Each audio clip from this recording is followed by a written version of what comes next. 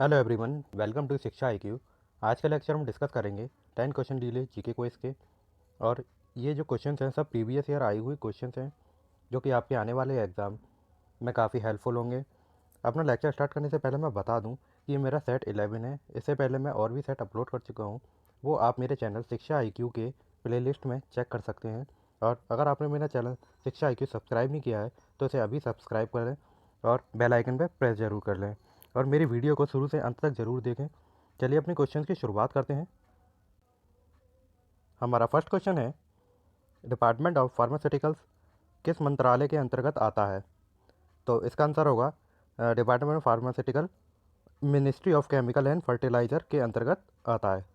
ठीक है, और इसको एग्ज़ाम में मिनिस्ट्री ऑफ हेल्थ मत कर देना, ये ध्यान रखना। सेकंड क्वेश्चन है हमारा, in how many field is Nobel prize awarded? जो नोबल प्राइज़ होता है वो कितने क्षेत्रों में प्रदान किया जाता है? तो जो नोबल प्राइज़ होता है वो 6 क्षेत्रों में प्रदान किया जाता है। ठीक है, अब बात कर लेते हैं कि जैसे ये 6 है, 6 फील्ड में दिया जाता है, तो इसमें जो एक होता है वो अलग क्षेत्र में अलग जगह पर दिया जाता है और बाकी 5 एक ही जगह पे दिए जाते हैं। तो इसमें जो जो एक है वो हमारा पीस प्राइज़। पीस प्राइज़ ये नॉर्वे की कैपिटल ओस्लो में दिया जाता है। ठीक है, पीस प्राइज़ नॉर्वे की कैपिटल ओस्लो में दिया जाता है और बचे 5 ये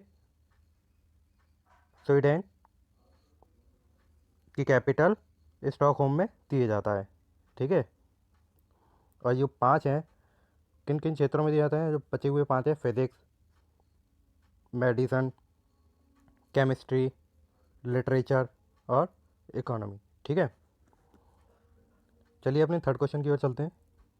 हमारा थर्ड क्वेश्चन है, best conductor of heat among liquid is? ठीक है, तो इसका आंसर क्या होगा? पारा, इसे HG बोलते हैं। ठीक है, ये बेस्ट कंडक्टर ऑफ हीट है, बेस्ट कंडक्टर ऑफ हीट है। और ये क्या है? रूम टेम्परेचर के ऊपर क्या है? लिक्विड फॉर्म में ही होता है। ठीक है, किस में होता है? लिक्विड फॉर्म में। और दूसरी बात, मोस्टली टेम्परेचर के लिए मरकरी को ही यूज़ किया जाता है क्योंकि ये चिपकता नहीं है। अपने फोर्थ क्वेश्चन पे आते हैं। हमारा फोर्थ क्वेश्चन है, which part of nerve system control involuntary actions? तंत्रिका तंत्र का कौन सा हिस्सा अनैच्छिक क्रियाओं को नियंत्रित करता है? तो इसका आंसर होगा हमारा मेडुला ऑब्लोंगेटा। ठीक है, अब बात कर लेते हैं, ये इनवॉलेंट्री एक्शन जो हैं वो हमारे कंट्रोल में नहीं होते हैं।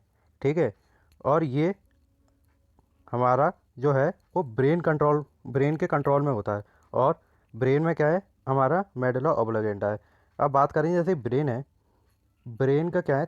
3 पार्ट होते हैं, फोर ब्रेन, मिड ब्रेन और हिंड ब्रेन। ठीक है, और ये मेडुला ऑब्लोंगेटा है वो हिंड ब्रेन में आता है, पीछे के हिस्से में होता है ये मेडुला ऑब्लोंगेटा। और जैसे इन्वॉल्नटरी एक्टिविटीज़ कैसी होती हैं कि एक तो वो क्या है? हमारे नियंत्रण में नहीं होती है, जैसे छींक मारना, पलक झपकाना, सांस लेना। ठीक है, ये सब क्या है? इन्वॉल्नटरीज। ठीक है, अब इसमें सेकंड ऑप्शन दे रखा है सेरिबेलम। ठीक है, ये क्या करता है? सेरिबेलम क्या है? हमारे पोस्चर को कंट्रोल करता है। जैसे हम साइड में देख रहे हैं, मतलब इधर उधर देखते हैं ना घूमकर, तो ये क्या है? ये हमारे पोस्चर को क्या है? कंट्रोल में रखता है। अगर हम जब शराब पी लेते हैं, तो लिक्कर पी लेते हैं, तब देखते हैं कि हमारा जो पैर हैं वो डगमगाने लगते हैं। उसका कारण क्या है? जो शराब होती है उसका सबसे ज़्यादा इफेक्ट किस पे पड़ता है? सेरिबेलम पे। ठीक है, सेरिबेलम पे। अब थर्ड इसमें दे रखा है हाइपोथैलेमस। ये क्या करता है? जो हाइपोथैलेमस होता है, यहाँ से हमारे सारे हार्मोन्स हैं रिलीज़ होते हैं। और ये क्या है? पिट्यूटरी ग्लैंड से भी जो हार्मोन्स जो निकलते हैं वो सब यहीं से निकलते हैं, हाइपोथैलेमस से ही निकलते हैं। अब फोर्थ ऑप्शन हमारा दे रखा है स्पाइनल कॉर्ड। ये क्या करता है? ये हमारे रिफ्लेक्शन को कंट्रोल करता है, हमारी बॉडी का रिफ्लेक्शन सेंटर है। ठीक है, जैसे हम झुकते हैं, ये सब क्या है? सारी चीज़ों को क्या है? रिफ्लेक्स होती है हमारी बॉडी, स्पाइनल कॉर्ड इसको कंट्रोल कंट्रोल में रखता है। फिफ्थ क्वेश्चन पे आते हैं। फिफ्थ क्वेश्चन हमारा है, रुद्र सागर और लकवा ऑयल फील्ड कहाँ पर किस क्षेत्र में स्थित है? तो ये जो है असम में स्थित है। ठीक है, रुद्रसागर और लखवातील क्षेत्र। असम की बात कर लें। असम असम में वो पूछ लेते हैं कि नेशनल पार्क्स। तो असम में बनास और काजीरंगा और ओरांग, ये क्या है, नेशनल पार्क्स हैं। बात कर लेते हैं, हमारे क्वेश्चन है कि टेम्परेचर इन ओशियन, महासागरों का टेम्परेचर क्या होता है, मतलब कैसा होता है। जो महासागर होते हैं जैसे कि ये मान लिया, ये ठीक है, ये सन है हमारा, सन से रेस आ रही हैं। ठीक है, यहाँ तो ये क्या है, गर्म होगा, हीट होगा। ठीक है, अब नीचे का जो पानी होगा ये क्या है, ठंडा होगा। ठीक है, तो इसका ऑप्शन क्या बनेगा, गहराई। अगर हम नीचे से गर्म करें, जैसे कि हम पानी बॉईल करते हैं, तो नीचे से हमने बॉईल किया पानी को, तो यहाँ से जल्दी गर्म होगा, और ऊपर क्या है, ठंडा ही होता है थोड़ा सा पानी। तो इसका आंसर बनेगा हमारा decrease with increase in depth. ये तो इसका आंसर फर्स्ट, गहराई में वृद्धि के साथ कमी होती है। सिक्स क्वेश्चन हमारा है, NABARD was establish on the recommendation of. जो नाबार्ड है वो किसकी सिफारिश में स्थापित किया गया था। तो ये जो नाबार्ड है इसकी फुल फॉर्म होती है national bank for agriculture and rural rural development.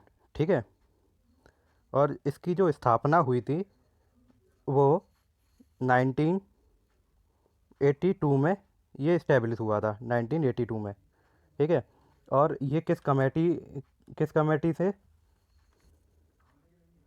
सेब्रमन committee. ठीक है, इसकी रिकमेंडेशन पर क्या है, ये कमेटी इस्टेब्लिश हुई थी। और जो आरबीआई का जो वो सॉरी नाबार्ड का जो हेडक्वार्टर है, हेडक्वार्टर वो मुंबई में है।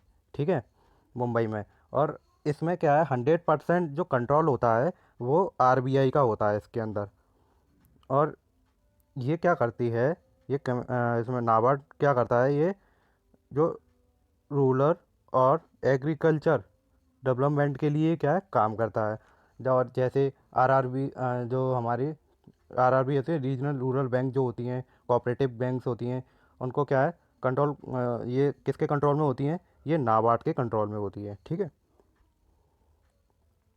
सेवन्थ क्वेश्चन पे आते हैं। हमारा सेवन्थ क्वेश्चन है, which of the following element behave chemical both as metal and non metal. ठीक है, कौन सा ऐसा एलिमेंट है जो मेटल और नॉन मेटल की तरह क्या है, बिहेव करता है। तो अब बात कर लें कि जो मेटल और नॉन मेटल दोनों के ही गुण हों, मेटल एंड नॉन मेटल, दोनों के क्या है, दोनों के ही गुण हों, उन्हें क्या बोलते हैं, मेटलॉइड बोलते हैं। ठीक है, इसे क्या बोलते हैं, मेटलॉइड। और इसका आंसर क्या होगा, बोरोन। ठीक है, बाकी ये क्या है, आर्गन और जीनोन, ये दोनों क्या है, मैंने आपको पिछले सेट में भी बताया था, ये जो हैं ये नोबल गैसेस हैं हमारी, क्या है, नोबल गैसेस, आर्गन और जियोन।